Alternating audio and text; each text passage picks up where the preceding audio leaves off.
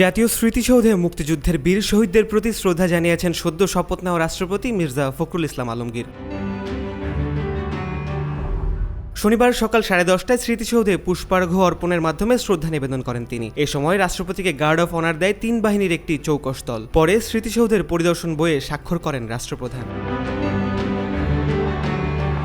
স্মৃতিসৌধের আনুষ্ঠানিকতা শেষে রাষ্ট্রপতি সরাসরি মিন্টু রোডের বাসায় ফিরে যাবেন। রাষ্ট্রপতির কার্যালয় জানিয়েছে রোববার বঙ্গভবনে উঠবেন তিনি। এর আগে শুক্রবার সন্ধ্যায় দেশের 23তম রাষ্ট্রপতি হিসেবে শপথ নেন দীর্ঘদিন বিএনপির মহাসচিবের দায়িত্ব পালন করা মির্জা ফখরুল ইসলাম আলমগীর। নতুন রাষ্ট্রপতির দায়িত্ব গ্রহণের পর জাতীয় স্মৃতিসৌধে শ্রদ্ধা নিবেদনের মধ্য দিয়ে শুরু হলো তার রাষ্ট্রীয় কর্মসূচি। হাসিব আল হাসান শান, আয়না টেলিভিশন, ঢাকা।